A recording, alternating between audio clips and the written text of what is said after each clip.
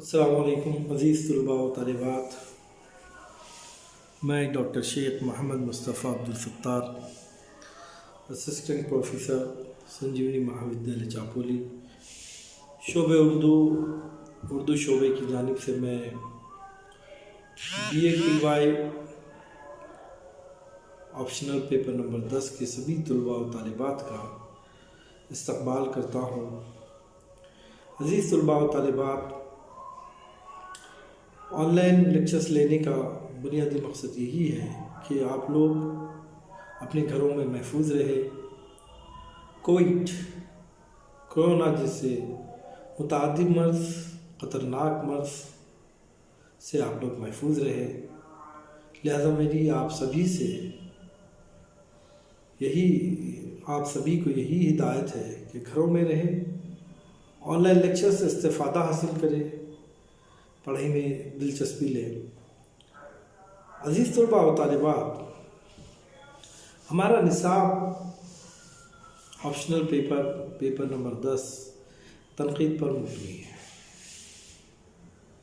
تنقید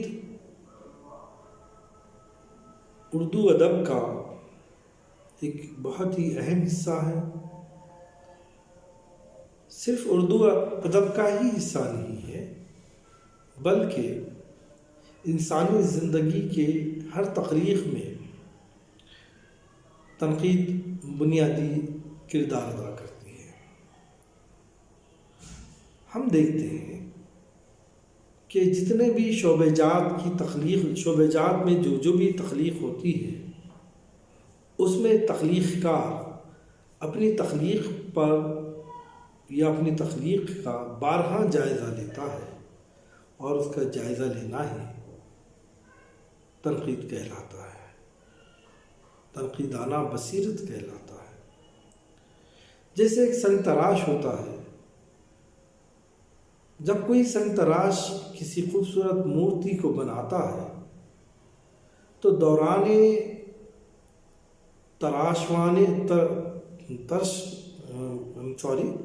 جب وہ مورتی کو بناتا ہے تو اس دوران وہ بارہا اس کا جائزہ لیتا ہے، ہتھوڑی اور چھنی سے ترشوانے کا کام کرتا ہے، بارہا اس کو دیکھتا ہے، بناتا ہے، قریب جاتا ہے، دور آتا ہے، بارہا اس کو دیکھتے رہتا ہے، اس میں جو نقص ہیں، اس میں جو عیب ہے، پھر اس کو دور کرتا ہے، حتیٰ کہ ایک خوبصورت سی مورت ہمارے سامنے آ جاتی ہے۔ مصور کا بھی وہی حال ہوتا ہے کہ مصور بار بار اپنی تصویر کو دیکھتا ہے اور اس کے رنگوں کو دیکھتا ہے، رنگوں کے کمبینیشن کو دیکھتا ہے، بارہا تبدیل کرتا ہے، اس کا یہ تبدیل کرنا، بارہا اس میں تبدیلی کرنا، اور حتیٰ کہ آخر میں خوبصورت تصویر بنانا۔ اس خوبصورتی کا اصل راز اس کی تنقیدانہ بصیرت ہی ہے۔ ہر شعبے میں ایک تنقید ہوتی ہے۔ ڈاکٹر مریض کو دیکھتا ہے تو وہ اس کی تنقیدانہ نظر ہوتی ہے کہ صحت یاب ہے، اس میں کیا نقص ہے، وہ نقص کو تلاش کرنا تنقید کہلاتا ہے۔ تو ہر شعبے میں تنقید ہوتی ہے، اور ہر تنقید اپنے نظریات کو واضح کرتی ہے۔ ادب میں بھی تنقید ہے۔ ادب کا جب مطالعہ کرتا ہے تو وہ ادب کو جن اصولوں پر پرکھتا ہے، جن اصولوں پر ادب کو دیکھنا چاہتا ہے، اس نظریے سے اس کو پرکھتا ہے، پھر اس کا ایک مقام متعین کرتا ہے، وہی تنقید کہلاتی ہے۔ تو سنگ تراش مورت سے تعلق رکھتا ہے، مصور تصویر سے تعلق رکھتا ہے، اسی طرح ادیب ادب سے تعلق رکھتا ہے، اور جو ادیب ادب کا مطالعہ کر جو اپنی رائے رکھتا ہے، اس کو تنقیدانہ بصیرت کہتے ہیں یا تنقید کہتے ہیں۔ تو جو ادب سے تعلق رکھتا ہے اور ادب پر جو رائے دیتا ہے، وہ ادبی تنقید کہلاتی ہے۔ تو ادب کسے کہتے ہیں؟ ادب کے معنی کیا ہے؟ ادب کیا چیز ہے؟ اور ادب کا مطالعہ کرنے والا کیا کہلاتا ہے؟ ادب یہ جو لفظ ہے، یہ عربی لفظ ہے، ادب جو ہے عربی لفظ ہے جس کے معنی دعوت دینے کے ہیں، بلانے کے ہیں، اچھائی کی طرف، نیکی کی طرف، حسن و ظرف کی طرف بلانا ادب کہلاتا ہے۔ یعنی ادیب اپنے اچھے خیالات کو لکھتا ہے، لکھ کر پیش کرتا ہے، کس کے لیے؟ قاری کے لیے۔ کیا لکھتا ہے؟ اچھے خیالات، وہ ادب کہلاتا ہے۔ ادب کو جو ہے علم و ادب ایک بہت ہی حسین شعبہ ہے، یا میں یہ کہوں کہ فنون لطیفہ کی یہ ایک شاخ ہے تو غلط نہیں ہوگا۔ ادب فنون لطیفہ ہے، یا فنون لطیفہ کی ایک شاخ ہے۔ فنون لطیفہ کے 5 اقسام ہیں، ہم واقف ہیں اس بات سے۔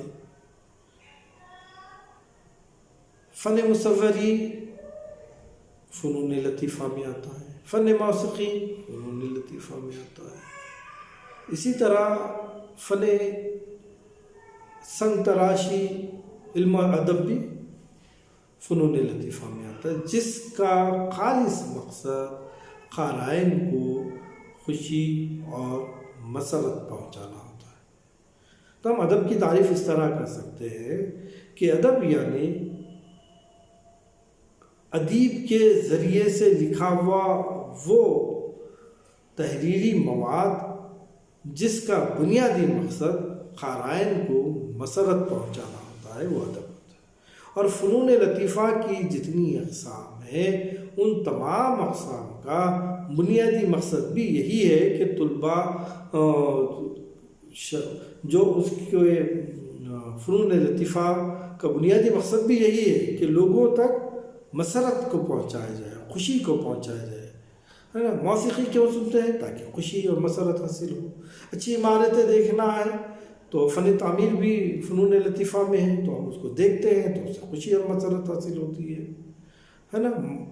تو اسی طریقے سے ادب کو ابھی جب ہم مطالعہ کرتے ہیں تو ہمیں اس سے خوشی اور مسرت حاصل ہوتی ہے۔ تو ادب میں جو کچھ بھی لکھا جاتا ہے وہ بامقصد لکھا جاتا ہے، بے مقصد کچھ بھی جو تحریریں لکھی جاتی ہیں وہ ادب نہیں کہلاتی۔ بامقصد جو تحریریں لکھی جاتی ہیں وہ ادب کہلاتی ہیں۔ مقصد کیا ہے؟ مقصد بنیادی طور پر یہی ہے کہ قارئین کو مسرت پہنچائی جائے، خوشی پہنچائی جائے۔ اور ادب کی تخلیق کون کرتا ہے؟ ادیب کرتا ہے۔ جو ادب لکھتا ہے وہ ادیب کہلاتا ہے، اور جو ادب پر اپنی رائے رکھتا ہے وہ ادبی نقاد کہلاتا ہے۔ ادب کا مطالعہ کر کر، اس کو پڑھ کر، ادب کے اصولوں پر یا تنقید کے اصولوں پر پرکھ کر اس کی پر جو اپنی رائے رکھنے والا جو ہوتا ہے وہ ادبی نقاد کہلاتا ہے۔ تنقید جو ہے اس کے لغوی معنی ہی ہوتے ہیں پرکھنے کے، اور اصطلاح میں محاسن اور معائب، خوبی اور خامی، اس کی چھان پٹک کا نام ہی جو ہے تنقید ہے۔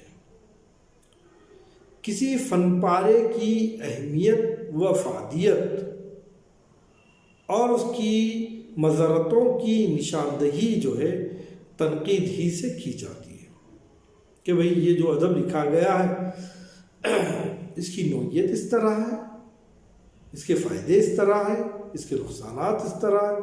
جب تک تنقیدانہ نظر اس پر ڈالی نہ جائے تب تک یہ بتلایا نہیں جا سکتا کہ ہاں یہ جو کچھ بھی ادب لکھا گیا ہے وہ ادب کے اصولوں کی بنیاد پر لکھا گیا ہے، ہاں اس سے وہ ادب کا جو بنیادی مقصد ہے وہ پورا ہوتا ہے، نہیں یہ بے جا مقصد کی تحریر ہے، یہ ادب کی ضرورتوں کو پورا نہیں کرتی ہے۔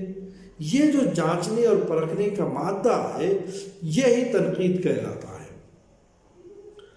اور اگر یہ نہ ہو تو آپ اندازہ قائم کیجئے گا ہمارے سامنے جو خوبصورت سا ادب قائم ہے یا جو خوبصورت سی ادبی تحریریں ہیں وہ تو پھر بے جا تحریروں کا ایک انبار ہو جائے گا، اور اس میں ادب کا مقصد فوت ہو جائے گا، دب جائے گا، ختم ہو جائے گا۔ اس لیے ادب کو بہتر بنانے کے لیے، اس کی قدر و قیمت متعین کرنے کے لیے، اس کی افادیت کو واضح کرنے کے لیے تنقید بہت ضروری ہے اور ایک لازمی جزء ادب ہے۔ کسی ادبی فن پارے کو مواد اور حیت، غزل کی بھی ایک حیت ہوتی ہے، داستان کی حیت ہے، افسانے کی حیت ہے، ڈرامے کی حیت ہے، تو نقاد کیا کرتا ہے؟ فن پارے کو اس کا مواد اور اس کی حیت دونوں پہلوؤں سے جانچتا ہے اور اس میں کھرا کیا ہے، کھوٹا کیا ہے، اس کی تمیز کرتا ہے، اور یہی تمیز کرنا جو ہے تنقید کہلاتا ہے۔ تنقید کا پہلا کام یہ ہے کہ ادب میں جو کچھ تجزیہ کیا گیا ہے یا جو جذبہ وہ خیال پیش کیا گیا ہے وہ کس مرتبے کا ہے۔ ادب میں جو کہانی پیش کی گئی، داستان میں جو کہانی پیش کی گئی ہے، افسانے میں جو کہانی پیش کی گئی ہے، ڈرامہ جو بنایا گیا ہے، غزل کس نوعیت کی ہے، مثنوی کس نوعیت کی ہے، قطعات کیسے ہیں، مثنوی مرثیہ کس طرح ہے، اس میں کے جذبات کیسے ہیں۔ مرثیہ کہا جا رہا ہے لیکن اشعار کی بلندی نہیں ہے، درد نہیں ہے، درد انگیز اشعار اس میں شامل نہیں ہے، درد و سوز نہیں ہے اس کے اندر، تو پھر کیا یہ مرثیہ کہلائے گا؟ نہیں، یہ نہیں کہلائے گا۔ اس میں تازگی نہیں ہے، اس میں فکر انگیزی کے جوہر بھی نہیں ہے۔ فنکار اپنے فن کو بہتر اور دلچسپ انداز میں پیش کرتا ہے، اور اس کے لیے یہ بات ضروری ہے کہ اسے اپنے فن پر عبور حاصل ہونا چاہیے، اور وہ اپنے فن کو بہتر بنانے کے لیے متعدد وسائل کا استعمال کرتا ہے۔ اگر اس کے فن میں جاذبیت نہ ہو، دلچسپی نہ ہو، تو اس کی دلچسپی، قارئین کی دلچسپی بھی جو ہے چلی جائے گی۔ مصور ہوتا ہے، وہ تصویر بناتا ہے۔ ادیب کیا کرتا ہے؟ ادیب و شاعر وہ الفاظ کے ذریعے اس تصویر کے اپنے اندر اپنے جذبات و احساسات ڈال کر پیش کرتا ہے۔ لیکن یہ خیال نہیں کرنا چاہیے کہ یہ کوئی لفظی کھیل ہے، بلکہ حقیقت یہ ہے کہ تنقید کی بنیاد انہی پر استوار ہے۔ تو تنقید کا پہلا کام تو یہ رہا کہ تنقید کھرے اور کھوٹے میں امتیاز برتتی ہے، فرق پیدا کرتی ہے، اس کے محاسن و معائب، خوبی و خامیوں کو الگ الگ کرتی ہے۔ کوئی بھی فنکار جب کسی فن کو پیش کرتا ہے تو اس کی حیت، اس کا مواد، اس کو جانچ کر پرکھ کر نقاد کیا کرتا ہے، اس کی قدر و قیمت متعین کرتا ہے، اور تنقید کا سب سے پہلا کام یہی ہے کہ وہ اس کی قدر و قیمت کو متعین کرے۔ اب تنقید کا دوسرا کام یہ ہے کہ وہ مختلف زاویوں سے فن پارے کو چیک کرے کہ کیا یہ ادب واقعی ادب ہے۔ میں نے ابھی اس سے پہلے کہا تھا آپ کو کہ بیجا تحریریں ادب نہیں کہلاتی، بیجا تحریریں جو ہوتی ہیں وہ ادب نہیں کہلاتی ہے۔ اس کے لیے ضروری ہے کہ فنکار نے جو کاوش وہ محنت کی ہے اس پر نقاد کی نظر رہنی چاہیے، اور یہ دیکھنا بھی ضروری ہے کہ فنکار کے کس قدر تاثرات اور احساسات اس کے ادب پر پڑے ہیں۔ اس دریافت سے فن کے ساتھ فنکار بھی مطالعے میں آ جائے گا۔ فن کیسا ہے ہم یہ دیکھتے ہیں۔ فن میں فنکار نے اپنے جذبات کو کس قدر شامل کیا ہے اس کا بھی ہمیں علم ہو جاتا ہے۔ تو تنقید کے اس دوسرے فعل سے دو باتیں واضح ہو جاتی ہیں۔ ایک تو فن کی قدر و قیمت متعین ہو جاتی ہے، اس کے ساتھ ساتھ فنکار کی اپنے فن سے کیا دلچسپی ہے، اس کو وہ خوش دلی سے، خوش مزاجی سے تمام اصولوں کی پاسداری کرتے ہوئے پیش کیا ہے یا نہیں کیا ہے۔ فنکار کیا واقعی فنکار ہے یا یوں ہی اس نے کوشش کی ہے۔ ایک زمانہ تھا کہ لوگ بہت سارے لوگ ایسے تھے کہ وہ لوگ مثنوی مرثیہ لکھا کرتے تھے، اتنے اقسام کے مرثیے، اتنے مرثیے لکھے گئے جس کی انتہا نہیں۔ اس کی وجہ یہ تھی کہ ہر بگڑا ہوا شاعر مرثیہ اس لیے کہتا کہ لوگ اس کو مذہبی نظریے سے دیکھتے، بطور تبرک پڑھ لیں گے، تعارف ہو جائے گا، قدر و قیمت مل جائے گی، اس لیے سبھی نے مرثیے لکھنا شروع کیے۔ لیکن نقادوں نے اس کی بھی ایک قدر و قیمت متعین کر لی۔ اب ہر بگڑا ہوا شاعر مرثیہ نگار نہیں کہلا رہا۔ اس سے ایک بات پتہ چلتی ہے کہ تنقید کی وجہ سے نہ صرف فن کی قدر و قیمت متعین ہوتی ہے بلکہ فنکار کی بھی قدر و قیمت متعین ہوتی ہے۔ اب یہ دو باتیں تو پتہ چلی، ایک تنقید یعنی وہ فن جس کے ذریعے سے تخلیق کا جائزہ لیا جاتا ہے، تنقیدانہ نظریے سے اس کو دیکھا جاتا ہے اور اس کی قدر و قیمت متعین کی جاتی ہے۔ دوسری بات، فنکار کی شخصیت کا بھی اس میں مطالعہ ہو جاتا ہے۔ تیسری بات، فن کی جو اسٹیٹس ہے، اس کی جو قدر و منزلت ہے، اس کا جو معیار ہے وہ متعین کیا جا سکتا ہے۔ اب یہ سب کرنے کے لیے نقاد کس طرح ہونا چاہیے، یہ بہت بنیادی بات ہے۔ دیکھیے، میرے فرزند نے اگر کوئی غزل کہی اور میں نے بلا وجہ ہی اس کی تعریف کی تو میں نے تنقیدانہ فریضہ انجام نہیں دیا، کیونکہ میں نے جانبداری سے کام لیا۔ میرے فرزند نے کی، بیٹے نے کی، میں نے اپنی محبت سے، جو والدین کی جو محبت ہوتی ہے اپنے اولاد سے، اسی کے زیر اثر میں نے اس کی تعریف کر دی، تو یہ تنقید نہیں کہلاتی۔ تنقید کرنے کے لیے نقاد کے لیے ضروری ہوتا ہے کہ وہ غیر جانبدار ہو۔ کسی بھی فن کا مطالعہ کرتے ہوئے اس فن سے جانبداری کا اظہار کرنا یا فنکار سے جانبداری کا اظہار کرنا یقیناً یہ جو ہے انتہائی غلط بات ہے، اور اس سے تنقید کا حق ادا نہیں کیا جا سکتا۔ لہذا ضروری ہے کہ نقاد غیر جانبدار ہو اور وہ جانبداری سے کام نہ لے۔ اگر وہ ایسا نہیں کر سکتا تو وہ نقاد نہیں ہے، اور اس کی تنقیدی کاوشیں تعصب و طرفداری اور پاس و لحاظ کا مجموعہ ہوگی۔ نقاد اسے کہا جائے گا جس کا مطالعہ وسیع ہو۔ میں ادب پر تنقید کر رہا ہوں لیکن ادب کا مطالعہ ہی نہیں ہے، تو بتلائیے طلباء کہ کیا میں تنقید کا حق ادا کر پاؤں گا؟ کیا جس ادب کے جس صنف پر میں تنقیدانہ رائے دے رہا ہوں، کیا میں واقعتاً صحیح رائے دے پاؤں گا؟ نہیں، یقیناً نہیں، کیونکہ میں اس چیز سے واقف نہیں ہوں، اور بغیر واقفیت کے کسی قسم کی رائے پیش کرنا وہ تنقید نہیں کہلاتا۔ نقاد کے لیے ضروری ہے کہ وہ جس شے پر تنقیدانہ رائے پیش کر رہا ہے اس کا علم اسے ہونا ضروری ہے، مکمل علم ہونا ضروری ہے، تبھی تو وہ اپنے اس علم کی روشنی میں اس فن کا مطالعہ کرے گا اور اس فن کی قدر و قیمت کو متعین کرے گا، اور اس گہری نظر سے اس علوم و فنون کے خیالات اور مباحث کا جو ہے سے وہ واقفیت حاصل کرے گا اور غیر جانبدار ہو کر اپنی رائے پیش کرے گا۔ ادب کی ماہیت کے ساتھ اس کی اہمیت و افادیت اور مزیدت سے بھی واقفیت ہونا نقاد کے لیے ضروری ہے۔ اس کے پاس یہ صلاحیت بھی ہو کہ فن پارے کی ہماگیری اور آفاقیت اور زمان و مکان کے حدود سے واقف ہو۔ اس کے لیے وہی ادب قابل قدر ہوتا ہے بقول نور الحسن نقوی، زمان و مکان کے حدود سے بلند ہو کر ابدی اور آفاقی ہو جائے۔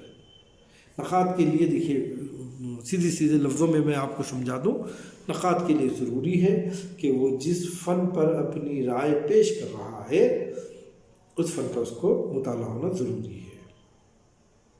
دوسرا، وہ غیر جانبدار ہونا ضروری ہے۔ جانبداری سے کام لے گا تو وہ اپنے فریضے کو صحیح طریقے سے انجام نہیں دے سکے گا، اور اس کے ساتھ ساتھ اس کا مطالعہ بہت ہی وسیع ہو، نظر گہری ہو، اور وہ جو ہے ادب کی آفاقیت سے بھی واقف ہونا ضروری ہے۔ تب کہیں جا کر وہ نقاد ادب پر اپنی رائے بہتر طریقے سے پیش کر سکے گا۔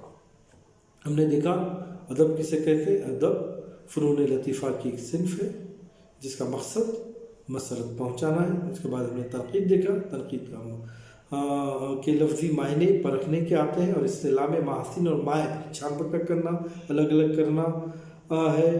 اور ادب تنقید میں وہی کام کرتا ہے جو ایک ڈاکٹر نشتر مار کر جو ہے ایک مریض کے جسم سے بیجا مواد جو پھوڑے کی شکل میں ہوتا ہے، زخم کی شکل میں ہوتا ہے، وہ نکال دیتا ہے۔ وہی کام جو ہے ایک ادیب کرتا ہے، اور ایک ادیب کے لیے لازم ہے کہ وہ جس صنف پر، جس موضوع پر اپنی رائے، ادیبانہ رائے پیش کر رہا ہے، اس کو گہرائی سے مطالعہ ہو، اور ہاں یہ بات بھی ضروری ہے کہ وہ غیر جانبدار۔ تو آج کے لیے میں سمجھتا ہوں یہ کافی ہے۔ اس کے بعد کے لیکچر میں ہم لوگ تنقید کے بارے میں دیگر اور بھی باتیں پڑھیں گے۔ اللہ حافظ۔